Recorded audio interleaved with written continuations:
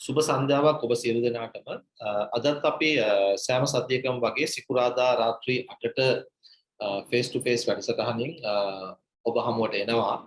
ඔබ දන්නවා සත්‍ය සහ දැනුම සම්බන්ධ යම්කිසි ශාස්ත්‍රයක ඒ ශාස්ත්‍රයේ ප්‍රවීණයෙක් සමග සමාජ ක්‍රියාකාරයෙකු සමග කතා කරන්නට දැනුවත් වීමට තමයි අපි මේ වැඩසටහන ආරම්භලා තිබෙන්නේ සෑම සතියකම සිකුරාදා දිනේ. අපි අද දිනේ රාත්‍රී 8ට කතා කරන්න බලාපොරොත්තු වෙන මාතෘකාව තමයි ශ්‍රී ලංකා වෛද්‍ය සභාව සහ රෝගීන්ගේ අයිතීන් කියන මාතෘකාව. ඉතින් මේ සම්බන්ධ මේ වපසරිය තුල අපිට ගොඩනැගෙන වෙනත් ප්‍රශ්න පවා අපිට සාකච්ඡා කරන්න පුළුවන්. මේ වැඩසටහනේ ආකෘතිය ගැන පැහැදිලි කිරීමක් කරොත් අපි පැයක පමණ කාලයක් අපේ සම්පත්දායකයා සමග කතා කරන්න බලාපොරොත්තු වෙනවා මේ මාතෘකාව පිළිබඳව. ඒ අතරතුර ඔබට hand raise option එකනොත් ඒ වගේම Q&A mode එක හරහා අවශ්‍ය ප්‍රශ්න තිබෙනවා නම් යොමු කරන්න පුළුවන්. අපි ඒ සම්බන්ධ වෙන සම්පත්දායකයාගෙන් උපරිම දැනුමක් ඒ වගේම සත්‍ය එතුමාගෙන් ලබා ගැනීමට බලාපොරොත්තු වෙනවා සාකච්ඡාව තුළ. ඉතින් මේ මාතෘකාව අද කතා කිරීමට අපි ආරාධනා කළේ මේ සම්බන්ධව අපිට දැනුමක් ප්‍රායෝගිකවම ගන්න පුළුවන් ශ්‍රී ලංකා වෛද්‍ය සභාවේ විධායක කමිටුවේ සමාජිකයෙක්ව සිටි වෛද්‍ය උපුල් ගුණසේකර මැතිතුමා. එතුමාව ආයුබෝවන් කියලා අපි වැඩසටහනට පිළිගන්නවා අපේ කණ්ඩායම වෙනුවෙන්. ඔබතුමාගේ සාකච්ඡාවේ ආරම්භය ලබා ගන්නා ලෙස අපි ඔබතුමාට මතක් කර සිටිනවා.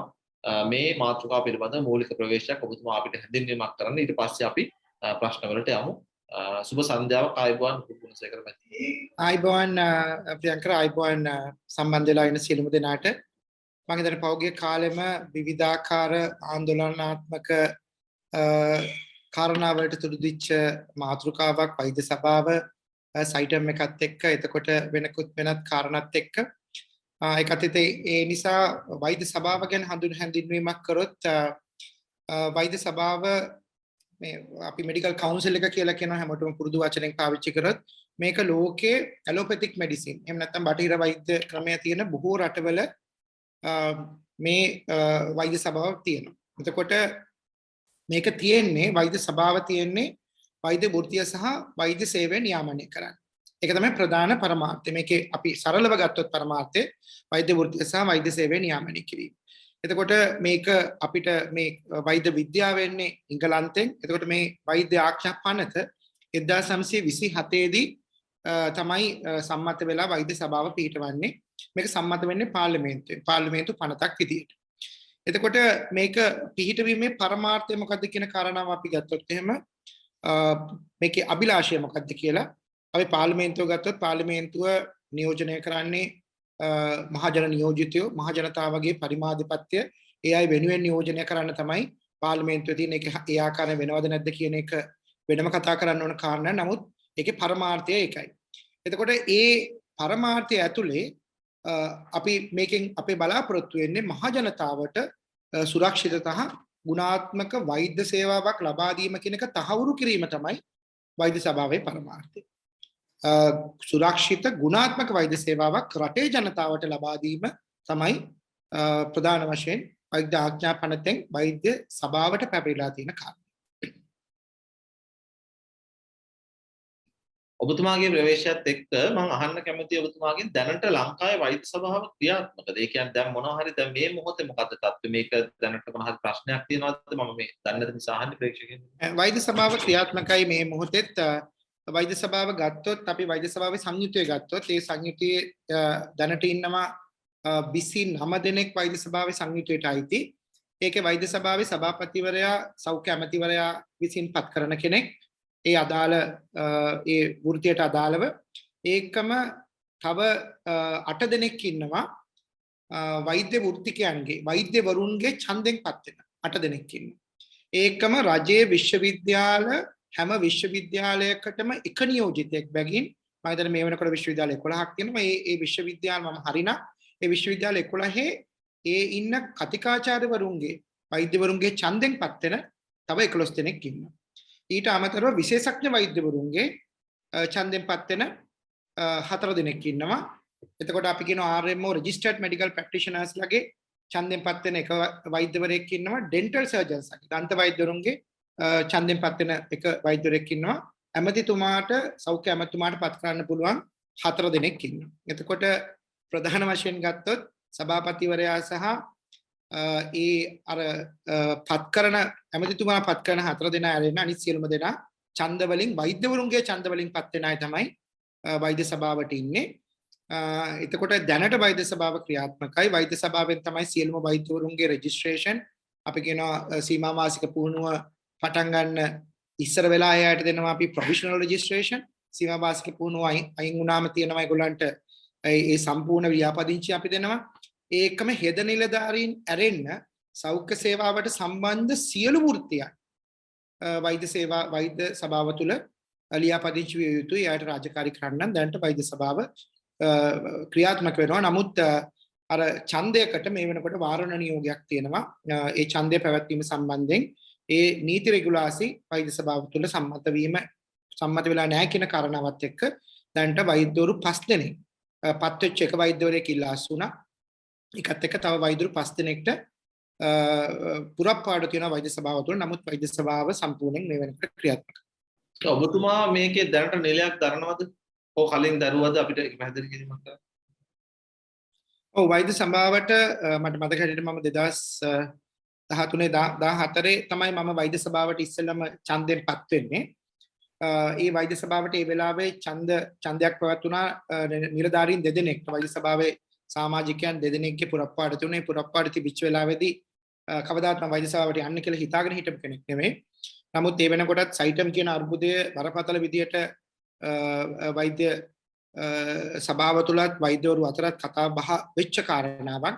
ඒ වෙලාවේදී මට සිද්ධ වුණා එකට ඇප්ලිකේෂන් එකක් දාන්න. ඒ ඇප්ලිකේෂන් එකෙන් ඒ වෙලාවේ රජයේ වෛද්‍ය නිලධාරී සංගමේ සමාජිකයන් දෙදෙනෙක් හිටපු ලේකම්වරයෙක් ඇතුළුව අපිත් එක්ක තරග කරා. ඒකට ඒ තරඟයෙන් වෛද්‍යවරු වැඩි ප්‍රමාණයක් මම හිතන්නේ මමත් ડોક્ટર සිවප්‍රියන් කියලා අද ඒ ජීවිතුන් අතර නැහැ මතක් කරන්න ඕන. ඉතාමත් දක්ෂ වෛද්‍යවරයෙක් අවංක වෛද්‍යවරයෙක්. ඒ අපි දෙදෙනා ඒ වෛද්‍ය සභාවටපත් වුණා. ඊට පස්සේ අපේ කාලය ඉවර වෙනකොට ඒ වෙලාවේදී හිටපු සෞඛ්‍ය ඇමතිතුමා රාජේශ්වරයන්ත ඇමතිතුමා මහාචාර්ය හරේන්ද්‍ර ද සිල්වා එතකොට මහාචාර්ය නාරද වර්ණසූරිය මම හිටපු නිලධාරීන් නැවත වතාවක් අවුරුදු 5කට පත් කරා. දැනට මම වෛද්‍ය සභාවේ නැහැ. ඔව්. එතකොට දැන් ඔබතුමා මේකේ අත්දැකීම් ප්‍රායෝගිකව මේ ශේෂ්ත්‍රය තුළ හිටපු කෙනෙක් මේක නිලයක් දරලා තිබෙනවා.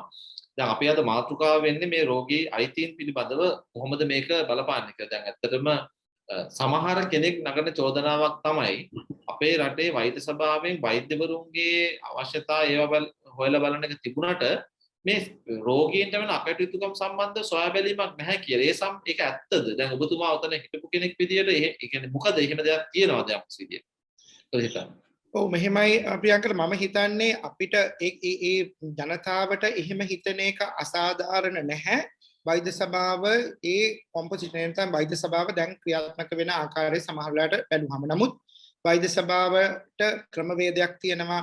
වෛද්‍ය සභාවට වෛද්‍යවරු සම්බන්ධයෙන් එන සියලු පැමිණිලි විභාග කරන්න. ඒ කියන්නේ වෛද්‍ය සභාව තුල ව්‍යාපදිංචි වූ සියලුම වෛද්‍යවරු ඇතුළු විශේෂඥ වෛද්‍යවරු ඇතුළු ඒ සියලුම දෙනා වෙනුවෙන් ක්‍රියාත්මක කරන්න ක්‍රමවේදයක් තියෙනවා. ඒ ක්‍රමවේදයට කවුරු හරි එෆිඩවිට් එක ඒගොල්ලෝ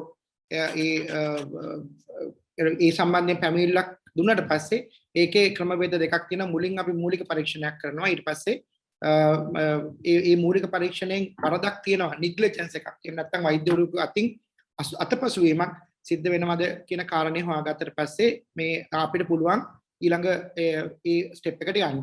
නමුත් පෞද්ගලික කාලේ ගත්තාම දැන් මේ අපි කියපු වෛද්‍ය සභාවේ කාරණාව සුරක්ෂිත සහ ගුණාත්මක සේවයක් ලබා ගැනීමේදී කාරණා දෙකක් ප්‍රධාන වශයෙන් වෛද්‍ය සභාවට පැමිණලා තියෙනවා.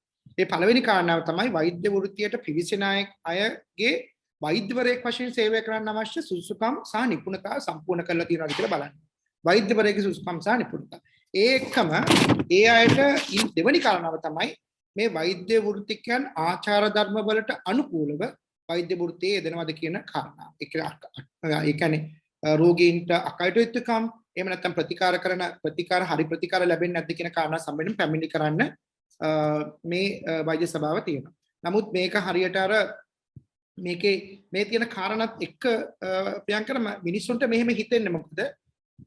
අද වෙනකොට මේ වෛද්‍ය සභාව තුල වෘත්තීය සමිතියක නායකයන් වෛද්‍ය සභාව නියෝජනය කරනකොට ඒකම ඒ වෘත්තීය සමිතියක නායකයන් වෛද්‍ය සභාවේ සියලු කාරණාවලදී මාධ්‍ය හමු දැන් අපි සාමාන්‍යයෙන් වෛද්‍ය සභාව එක්ක ඉන්නකොට වෛද්‍ය සභාවේ අවසරයක් නැතුව වෛද්‍ය සභාවේ කටයුතු සම්බන්ධයෙන් අපි මාධ්‍යට කතා කරන්නේ නැහැ. නමුත් ඒ වෘත්තීය සමිතියක නියෝජනයේ ඉන්නකොට ඒ බලයත් එක්ක ඒ අය තමයි සමහර වෙලාවට අපි නඩුවකට ගියොත් නඩුවෙන් එළියට එනකොට ඒ අය තමයි මාධ්‍යට අදහස් ප්‍රකාශ කරන්නේ. එහෙම තත්ත්වයක් වෛද්‍ය සභාව තුළ මීට ඉස්සෙල්ලා තිබුණේ නැහැ. එතකොට මෙන්න මේ කාරණාවත් එක්ක මිනිසුන්ට හිතෙනවා මේක අර conflict of interest. එහෙම නැත්නම් මේක මේ ඇත්තටම මේ කාරණාව කරන්න පුළුවන්. දැන් වෘත්තීය සමිතියක පරමාර්ථය මොකද්ද? වෘත්තීය සමිතියක පරමාර්ථය තමයි ඒ වෘත්තිකයන් වෙනුවෙන් අවශ්‍ය පහසුකම් සැලසෙන එක. ඒ අය බලා ගන්න එක. ඒ අය මුදල් ගෙවන්නේ ඒකට. ඒ අයගේ පඩි වැඩි කරලා දෙන්නේ. ඒ අයගේ වෘත්තීය අයිතිවාසිකම් වෙනුවෙන්. අනිත් පැත්තෙන් මොකද්ද මේ වෛද්‍ය සභාවේ පරමාර්ථය? වෛද්‍ය සභාවේ පරමාර්ථය තමයි මේ රෝගීන්ගේ අභිලාෂය එහෙම නැත්නම් මිලියන 20ක් වෙච්ච 21ක් වෙච්ච මේ රටේ ජනතාවගේ අභිලාෂය සාක්ෂාත් කරලා දෙන එක තමයි වෛද්‍ය සභාවේ පරමාර්ථය. එතකොට මෙන්න මේක අතර මේ සබැඳියාවන් අතර ගැටණයක් තියෙනවා. මට මතකයි ඒ වෛද්‍යවරු ඒ ඡන්දෙදි සමහර වෙලාවට මේ වෛද්‍යවරුන්ගේ කැම්පේන් එක මේ වෛද්‍යවරු මේ වෛද්‍ය සභාවට එන කැම්පේන් එක අය කරන්නේ සමහර වෙලාවට වෛද්‍යවරුන් වෙනුට විරුද්ධව තියෙන චෝදනා වලින් වෛද්‍යවරු නිදහස් කර ගැනීම සඳහා අපි වෛද්‍ය සභාවට යවනවා. මොකද ඒ ඡන්ද දෙන්නේ කවුද? ඡන්ද දෙන්නේ වෛද්‍යවරු. ඒතකොට වෛද්‍යවරු හිතනවා වෛද්‍යවරුන්ව බේර ගන්න තමයි මේ කට්ටිය වෛද්‍ය සභාවට යන්න ඕනේ. නමුත් මේ හරහා මේ වෛද්‍ය සභාවේ මේ වෛද්‍ය ආඥා පනතේ කවුරු හරි කෙනෙක් බලාපොරොත්තු වුණා නම් වෙන්න මේක තමයි වෙන්න ඕනි කියන කාරණාව ඒක සම්පූර්ණයෙන්ම යටපත් වෙලා අද ජනතාව අතර ඒ අයට හිතනවා ඒ අය පැමිණිල්ලක් දැම්මම ඒ අයට සාධාරණ ඉල්ලුවාම තවත් වෛද්‍යවරයෙක්ගෙන් වෙච්ච අකටයුත්තකට කොහොමද මේ කණ්ඩායම මට සාධාරණ ඉෂ්ට කරන්න කියන ඒ සැකය ඒ අයම අත ඒ අයගේ හිසිත් තුළ ඇතිවන එක අපිට වළක්ව ගන්න පුළුවන් කාරණාවක් නෙමෙයි. ඔව් එතකොට ඔබතුමාගේ පැහැදිලි කිරීමත් එක්ක මම අහන්න කැමතියි දැන් රෝගියෙකුට කුමන කාරණා සම්බන්ධවකද වෛද්‍යවරයෙකුට විරුද්ධ පැමිණිල්ලක් කරන්න පුළුවන් මොන වගේ දේවල්ද ඒ කියන්නේ මොන වගේ කියන්නේ දේවල් ගැනද නෑ තමන්ට ඒ අය තමන්ට ප්‍රතිකාර සම්බන්ධයෙන් එහෙම නැත්නම් ඒ අයගේ හැසිරීම සම්බන්ධයෙන් ඇත්තම කිව්වොත් අපිට පැමිණිලි එනවා ඒ අයගේ කියන්නේ සමහර වෙලාවට තමන්ගේ පෞද්ගලික කාරණා වලට පවා පැමිණිලි එන වෙලාවල් තියෙනවා. එතකොට ඒකේ වෛද්‍ය ආඥා පනත තුල අපිට දීලා තියෙනවා නිර්ණායකයන් මෙන්න මේ කාරණා වලට තමයි අපිට දඬුවම් කරන්න පුළුවන්. ඒ කියන්නේ සමහර කාරණා අපි ආවහම අපි කෙලින් මේක යොමු කරනවා සෞඛ්‍ය අධ්‍යක්ෂක ජනරාල්තුමාට. මොකද එතුමාට තමයි ඒ බලතල තියෙන්නේ ඒ කාරණා සමහර ඒවා අපි පොලිසියට දැනුම් දෙනවා. එහෙම නැත්නම් එයාට උසාවි මාර්ගයෙන් විස්තර ගන්න කියන.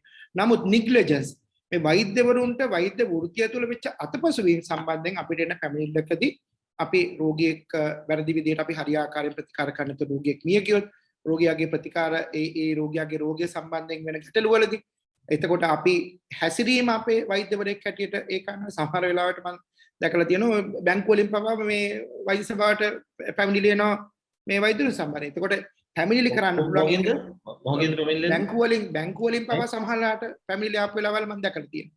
ඉන්ෂුරන්ස් කම්පැනි වලින් වෛද්‍යවරුන්ට විරුද්ධව පැමිණිලි ආවිලා තියෙනවා ඔයාගේ නමුත් ඒ සමහර දේවල් අපිට පැවරිලා තියෙන වටපිටාව නීතිමය රාමුව ඇතුළේ විතරයි අපිට වෛද්‍යවරු සම්බන්ධයෙන් ක්‍රියා කරන්න පුළුවන්. නමුත් මේ හැම පැමිණිල්ලක්ම වෛද්‍ය සභාව ඒ ආකාරයෙන්ම පරීක්ෂණ කරනවා. ඒ වෛද්‍යවරුන්ගෙන් ඒ සම්බන්ධයෙන් ඒගොල්ලන්ගේ අදහස් විමසනවා. එතකොට ඒකම වෙනම නීති උපදේශක කෙනෙක් ඉන්නවා වෛද්‍ය සභාවට අනුයුක්තව වෛද්‍ය සභාවෙන් ඒ කටයුතු වලට උදව් කරන ඒ සියලු දෙනා සම්බන්ධ කරගෙන මේක වෛද්‍ය සභාවට අදාළ කාරණාවක්ද අපේ තියෙන රාමුව ඇතුළේ අපිට කටයුතු කරන්න පුළුවන්ද කියන කාරණාව අපි තීරණය කරනවා. ඔය එතකොට ගැටලුව එතන තමයි එන්නේ. දැන් අර කිව්ව විදිහට දැන් ඔන්න දැන් මම රෝගියෙක් නම් මම ඔබතුමාට විරුද්ධව පැමිණිල්ලක් කරනවා මොන හරි කාරණාවක් සම්බන්ධව. දැන් ඒක ඔය කියන්නේ රාමුව ඇතුලේ විමසිය යුතු කාරණාවක් නම් ඔය කියන්නේ ඒ බලතල ඇතුලේ ඒ රාමුව ඇතුලේ SLMC එකේ තියෙන බලතල ඇතුලේ විමසිය යුතු කාරණාවක් නම් එතෙන්දී වෘත්තීය සමිති නිලධාරීන් කොටසක් ප්‍රධාන වෘත්තීය සමිතියේ නිලධාරීන් කොටසක් එතන පාඩලා ඉන්න එකේ ගැටලුවක් තියෙනවනේ. ඇයි මේක ඉතින් ඒක බේරගන්න විදියක් තියෙන්න ඕනේ ජනතාවට. ඒක අසාධාරණයක් තියෙනවනේ ආයතනෙන් එතකොට. ඔව් මෙහෙම අපි අකට දැන් අපි මේ හරියටම ඔබේ ප්‍රශ්නයට පිවිසුනොත් මේ කාරණාවේදී මේක ඔබ විතරක් නෙවෙයි මේ කාරණාව දකින්නේ. මේක වෙනස් වෙන්න ඕන කියලා දකින්නේ ඔබ විතරක් නෙවෙයි. රෝගීන් විතරක් නෙවෙයි. මේක ප්‍රශ්නේ රෝගීන්ට උනාට මේක වෙනස් වෙන්න ඕනේ කියලා 2006 දී පුවත්පතකට ලියනවා රිෆෝම් මෙඩිකල් කවුන්සිල් කියලා මහාචාර්ය කාලෝ ෆොන්සේකා. මගේ ගුරුතුමා මම අතිශයින් ආදරය කරන මහාචාර්ය කාලෝ ෆොන්සේකා පත්‍රයට ලිපියක් ලියනවා රිෆෝම් මෙඩිකල් කවුන්සිල් කියලා. මෙඩිකල් කවුන්සිල් එක වෙනස් විය යුතුයි කියලා. ඊට පස්සේ මහාචාර්ය කොල්වින් ගුණරත්න එතුමා බාරගන්නෙම වෛද්‍ය සභාවේ සභාපතිකම මම බාරගන්නේ මෙඩිකල් කවුන්සිල් එක රිෆෝම් කරන්න ඕනේ. මෙඩිකල් කවුන්සිල් එක යථාවත් වෙන්න ඕනේ. මේ ලෝකෙත් එක්ක නූතන ලෝකෙත් එක්ක ලෝකේ තියෙන වෙනස්කම්ත් එක්ක වෙනස් වෙන්න ඕනේ. අනිත් පැත්තේ මහාචාර්ය හරේන්ද්‍ර සිල්වාගේ පරමාර්ථය වෙන්නේ මේක තමයි. නමුත් ඒකට ඇතුලේ නොහිටියත් එළියේ ඉන්න වෙලාවලදී මේකට සමහර වෘත්තීය සමිති තමයි මේ කාරණාව කරන්න දුන්නේ නැත්තේ. අපි ගත්තොත් දැන් අපිට මේ සියලු කාරණා එන්නේ ඉංගලන්තෙන්නේ. ඉංගලන්තෙත් මේ වගේ තමයි මුල් කාලේ. ඉංගලන්තේ මෙහෙම වෛද්‍යවරු ගාන වැඩි කළා මම හිතන්නේ 100කට විතර ඉංගලන්තේ වැඩි කරනවා වෛද්‍ය සභාව ඉංගලන්ත වෛද්‍ය සභාවේ. එතනදී එක තීන්දුවක් දෙනවා මට ඒ වෛද්‍යවරයාගේ නම මතක නැහැ ජෙනරල් ප්‍රැක්ටිෂනර් කෙනෙක් පෞද්ගලික වෛද්‍ය සේවාවේ වෙච්ච කාරණාවක් සම්බන්ධව වෛද්‍ය සභාව නිගමනයක් දෙනවා. ඒ නිගමනයට ඉංගලන්තය තුල කතා බහක් වෙනවා. ජනතාවගේ විරෝධයක් වෙනවා. ඒ විරෝධයත් එක්ක ඉංගලන්ත පාර්ලිමේන්තුවට සිද්ධ වෙනවා උඩු යටිකුරු කරන්න ඉංගලන්ත වෛද්‍ය සභාව. මට මතක හැටියට 24 දිනකට අඩු කරනවා. ඒකෙන් 12 දෙනයි වෛද්‍යවරු. ඒ අතරේ ඒ 12 දෙනාට අමතරව ඉතිරි 12 දෙනා වෛද්‍යවරු නොවන අනිකුත් වෘත්තීන් වලින් එයා නම් කරනවා. වෛද්‍ය සභාව. එතකොට අපි එතෙන්ට යනකම් මේ තත්ත්වෙට එනකම්ද අපි මේ ඉන්නේ. එහෙම නැත්නම් අර මහාචාර්ය කාලෝ ෆොන්සේක මහාචාර්ය කුල්වින් ගුණරත්න එහෙම නැත්නම් මහාචාර්ය හරේන්ද්‍ර සිල්වා වගේ අපේ ගුරුවරු විද්වතුන් ඒ පැසුණු බුද්ධිය තියන අයට ඕනකම නිසා මේක අපි වෙනස් කරනවා. ඒකේ අනිත් කාරණාව තමයි මේ රටේ ඇමතිවරයා එහෙම නැත්නම් මේ රටේ පාර්ලිමේන්තුව ඒ අය මෙතෙන්ටපත් වෙලා ඉන්නේ ප්‍රියංකර මේ රටේ මිලියන 20ක් මිනිස්සුන්ගේ අවශ්‍යතාවය වෙන්නේ. එතකොට කවුරු හරි කෙනෙක්ට ඒ Tamanට පුළුවන්කම නැත්තම් ඒ රටේ ජනතාව වෙනුවෙන් මේ වෙනස්කම් කරන්න ඒක මහා අපරාධයක් සහ ඒක මං හිතන්නේ ඒක නොවිය යුතු කාරණාවක්. ඒ නිසා වෛද්‍ය සභාව විසින්ම මේක රිෆෝම් වෙන්න ඕනේ මේක වෙනස් වෙන්න ඕනේ කියලා සාකච්ඡා කරලා ඒ වෙනුවෙන් මේ යල්පැන ගිය වෛද්‍ය ආඥාපත්‍ර වෙනස් වෙන්න ඕන කාරණා පවා ලේඛනගත කරලා මං හිතන්නේ ඒක රැස්වීම් ලොකු ප්‍රමාණයක් ඒ සම්බන්ධයෙන් පවත්වලා තියෙනවා මං ඉන්න කාලෙත් වෛද්‍ය සභාව ඇතුලේ. නමුත් අවාසනාවකට ඒ කාරණාව යන්නේ නැහැ දේශපාලන කාරණා නිසා. හොඳයි.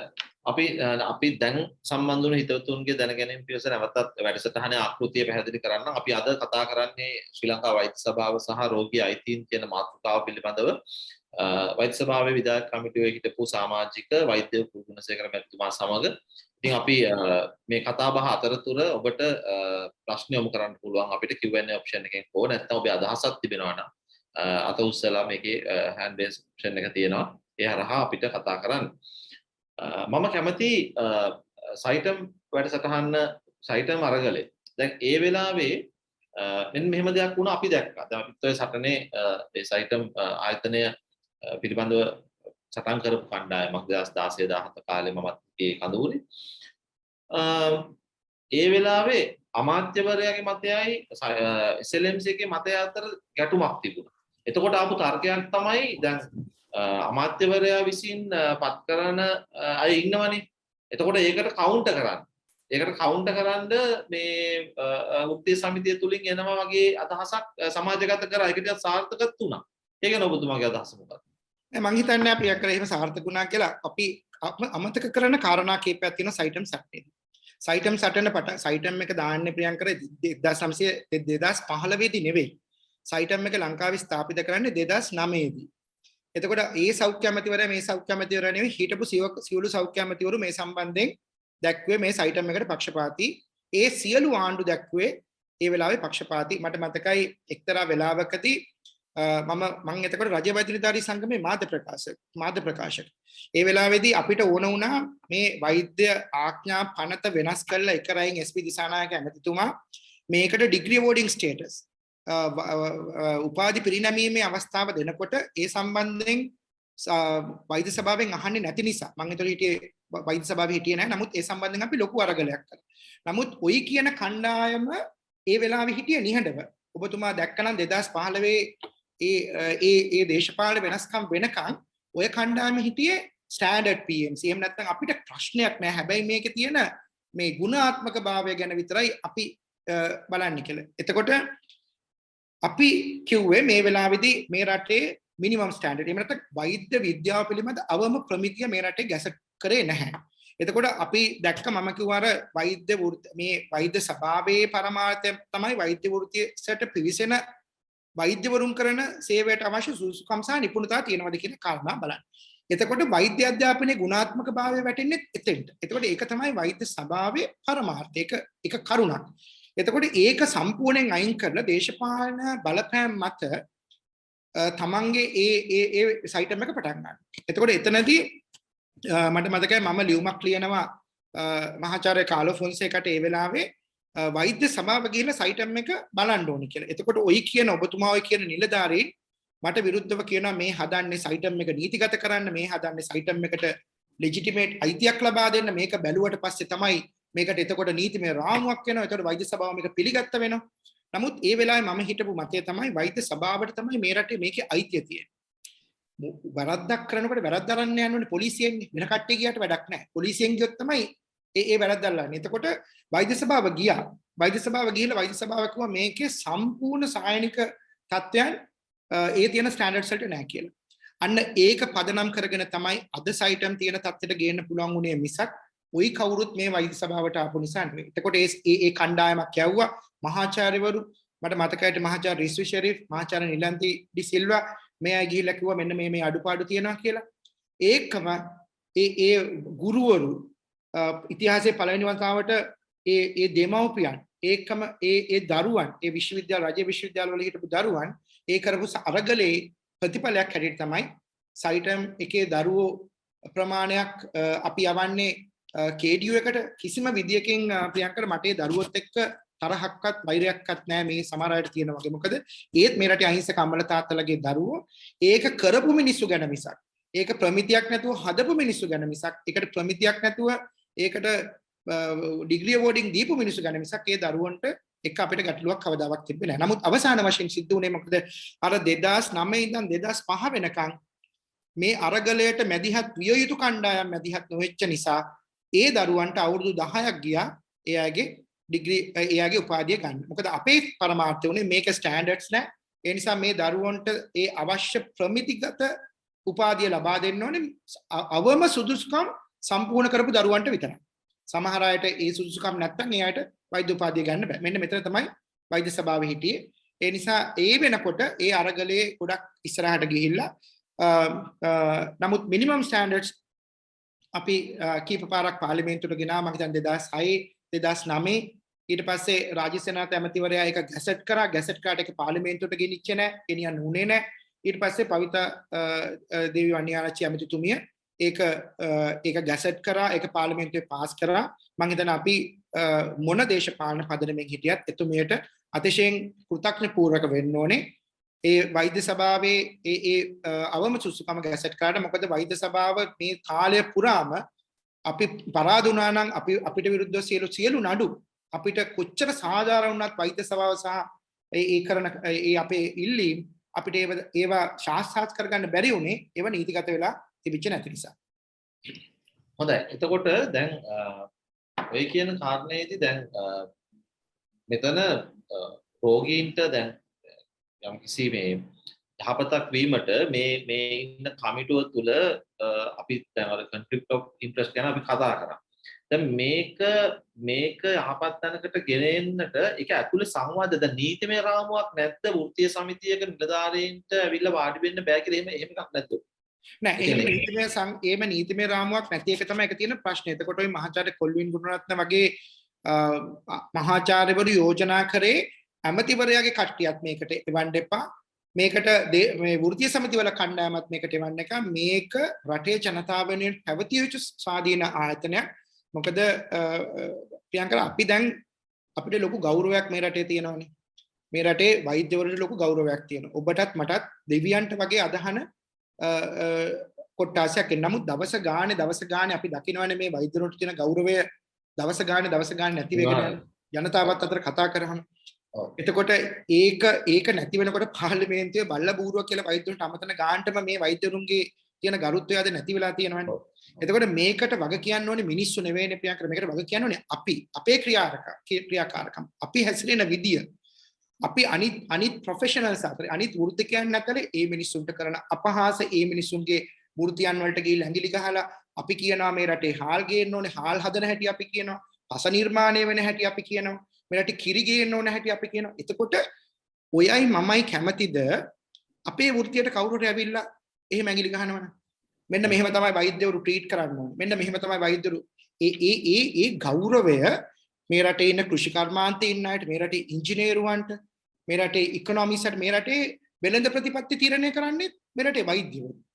ඒගොල්ලෝ තමයි ඒකට කමිටු දාන්නේ. එතකොට මේක විහිළුවක් වෙලා තියෙන වෛද්‍යවරු කියන කණ්ඩායම ජනතාව. එතකොට ඒකත් එක්ක ජනතාවගේ විශ්වාසය මේකට නැති වෙමින් පවතින. මේක වෛද්‍ය සභාව ගැන විතරක් කාරණාවක් නෙමෙයි ප්‍රියංකර. මේක සමස්ත වෛද්‍යවරුන්ටම මේ කාලය තුළදී මිනිස්සුන්ගේ ගෞරවය නැතිලා තියෙන. ඒක අපි සමාජ මාධ්‍යයට ගියාට පස්සේ සමාජ මාධ්‍ය ජාලාවල වෛද්‍යවරුන්ට වෙනුවෙන් කතා කරන ඇඳෙන කාටුන් දාන පෝස්ට් එක අපිට පේනවා. ඒ නිසා මෙතනින් අපි ගැලවෙන්න ඕනේ. ඒකේ එක පැත්තකින් මම හිතනවා යංකර වෛද්‍යවරු පව්.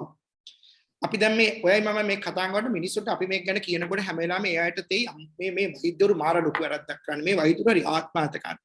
නෑ මේ වෛද්‍යවරු බරපතල අර්බුද රැසක මේ වෙනකොට ඉන්නේ. සමහර වෘත්තීය සමිති නිසා. ඒ අයගේ මාරු වීම පද්ධතිය ගත්තොත් ඒකත් දේශපාලනීකරණය වෙලා. ඒකටත් ඇඟිලි ගහනවා. අනිත් පැත්තට වෛද්‍යවරු රට දාලා යන්න පටන් ගන්න කියනවා. ඒ අයගේ පශ්චාත් උපාධි පිළිබඳ ගැටලුවක් තියෙනවා. ඒ මිනිස්සුන්ට මේ රටේ පශ්චාත් උපාධි කරගන්න බැරි තැනකට ඒ අයගේ අරගලයක් තියෙන නිසා තරුණ වෛද්‍යවරු දවස ගානේ මේ රට දාලා යනවා. අපි මෙඩිකල් කවුන්සිල් එක වගේම අනිත් පැත්තට මේ වෛද්‍ය වෘත්තිය තුලම අපි අපේ ඩිග්නිටි එක අපේ ගෞරවය අපි දිනා ගන්න උත්සාහ ගන්න ඕනේ. ඒකට හොඳ වෛද්‍යවරු තමයි මෙජොරිටි ඉන්නේ. නමුත් මිනිස්සුන්ට වෛද්‍යවරයෙක් කිව්වහම අර නැවෙන මූණු ටිකක් තියෙනවා. හැමදාම තිස්සෙම මාධ්‍ය ඇවිල්ලා කෑ ගහන ඔයාගේ මගේ මූණ නෙමෙයි මිනිස්සුන්ට නැවෙන්නේ. ඒකත් එක්ක තමයි අපි දෙන්න ගැන මිනිස්සු දකින්නේ. ඉතින් ඒක නිසා මේක වෙනස් වෙන්න ඕනේ. මේක වෙනස් වෙන කාරණාවේදී වෛද්‍ය සභාවට ලොකු කාර්යභාරයක් තියෙනවා. දැන් මේ මම කියන කාරණා මේ බිහේවියර්ස් මේ මිනිස්සු හැසිරෙන ආකාරය පිළිබඳ අපි අඩුම තරමින් මේ වෛද්‍ය ආඥා පනත ඇතුලේ ඔබට උසාවියේ නඩුවක් තියුණත් ඔබට සමාජයට මේක ඉල්ලන්න පුළුවන්. ඔබ උසාවියට අපහාස කරපු කෙනෙක් වුණත් ඔබට වෛද්‍ය ආඥා පනත ඇතුලේ වෛද්‍ය සභාවට තේරෙන්න පුළුවන්. ඒකම සමහර වෙලාවට ඔබට කම්ප්ලේන් එකක් තියෙනවා නම් වෛද්‍යවරයාට විරුද්ධව කම්ප්ලේන් එකක් තියෙනවා නම් ඒ කම්ප්ලේන් එක තාම අර මම කියපු උපරිම තත්ත්වයට ඇවිල්ලා නැත්තම් ඒක තාම තියෙන ප්‍රාථමික තත්ත්වේ නම් ඒත් ඔබට වෛද්‍ය සභාවට එනවා. සමහරවිට එතකොට ඔබේ කම්ප්ලේන් එක අහන පැනල් එකේ ඔබේම වෛද්‍ය සංගමේ වෛද්‍ය සභාවේ සමාජිකයෝ තමයි ඔබේ කම්ප්ලේන් එකත් අහන්නේ ඔබ එතන සමාජයට වාට්ටුනට. ඉතින් එතකොට මිනිස්සුන්ට හිතෙනවා අපිට මේක සාධාරණිෂ්ඨ නැති. ඒක නිසා මේ මහාචාර්ය කාලෝ ෆොන්සේක මැතිතුමා කිව්ව විදියටම අපිට කාලය ඇවිල්ලා තියෙන්නේ මේක වෙනස් වෙන්න. අපි ඉංගලන්තයේ ක්‍රමවේය අපි අනුගමනය කරාට අපි ඉංගලන්තයට වැඩි අවුරුදු 30ක් පිටිපස්සෙන් ඉන්නවා කියන කාරණාව තමයි වෛද්‍ය විශේෂඥයන්ගේ අදහස මේ වෛද්‍ය සභාවේ අද තියෙන තත්ත්වයක් එක්ක. නිසා ඒ වෛද්‍ය සභාවේ බොහෝ රාජකාරී කරනවා. ඒකම දිගින් දිගටම පෞගේ කාලය තුලම අපි මං හිතන්නේ නඩු සෑහෙන ප්‍රමාණයක් අපි වෛද්‍ය සභාව පරාද වුණා. එතකොට මේ නඩු පරාද වෙනකොට ඒ උසාවිය උනත් බලනවා මේ හැමදාම වෛද්‍ය සභාවට විරුද්ධව A level කරපු ළමයි වෙන්න පුළුවන්, X16 කරන්න ඉන්න ළමයි වෙන්න පුළුවන්. මෙහෙම ළමයි ආවිලා නඩු කියනවා. ඒ නඩු එතකොට මේ නඩු පරාද වෙන්නේ කොහේ හෝ තැනක මේ වෛද්‍ය ආඥාපනත ඉන්ටර්ප්‍රිට් කරන. ඒක කරන විදිය පිළිබඳ ගැටලුවක් තියෙනක වැරද්දක් තියෙනවා. එහෙමනම් මේකේ කොම්පොසිෂන් එක ගැන අපි නැවත වතාවක් හිතන්න ඕන තැනට අවිල්ල තියෙනවා. ඒක නිසා ඒ ගෞරවය දිනා ගන්න තැනදී මම හිතන්නේ වෛද්‍ය සභාවට බරපතල වගකීමක් තියෙනවා. හොඳයි අපි සමග සම්බන්ධ වී සිටින වෛද්‍යවරු කිව දෙනෙකුත් මට ඉන්නවා පේනවා. ඔබතුමාලට කැමති නම් ප්‍රශ්න යොමු කරන්න පුළුවන්. මට මෙතන මේ hand raise option එකෙන් එක පෙන්නන්න. ඒක මම අවස්ථාව දෙන්නම්. මම ඊළඟට අහන්න කැමති ඔබතුමාගෙන් දැනට මේ යම් කිසි නඩුවක් තියෙන කතාවක් ඔබතුමා කිව්වනේ. ඒක ඔබතුමාට කියන්න පුළුවන් දෙයක්ද අපිට මෙතන මොන දැනට මම හිතන්නේ නඩු කීපයක් තියෙනවා. ඒවා ඒ නඩු ගැන අපි කතා කරන එක හොඳ නැහැ. දැනට තියෙන නඩු නිසා එකක් මම හිතන්නේ වෛද්‍ය සභාවේ නිලවරණය සම්බන්ධයෙන් නඩුවක් තියෙනවා. ඒකම වෛද්‍ය සභාවේ පෞගේ කාලෙදී හතර දෙනෙක් වෛද්‍යවරු හිටපු සෞඛ්‍ය ඇමතිතුමිය විසින් අයින් කරා ඒ සම්බන්ධයෙන් නඩුවක් පවතිනවා. ඒ නිසා ඒවට ඉදිරියේදී ඒවයි තීන්දුව එන්න නියමිතයි. ඉතින් අපි තීන්දුව වෙනකන් ඒව ගැන බලාගෙන ඉමු. හොඳයි අපිට ප්‍රශ්නයක් යොමු කරන්න හෝ අදහසක් ප්‍රකාශ කරන ආකාරයෙන් ඉන්නවා විශේෂඥ වෛද්‍ය ගාමිණී නවරත්න මැතිතුමා. එතුමාට මම අවස්ථාව දෙනවා ඔබතුමාගේ අදහස දක්වන්න.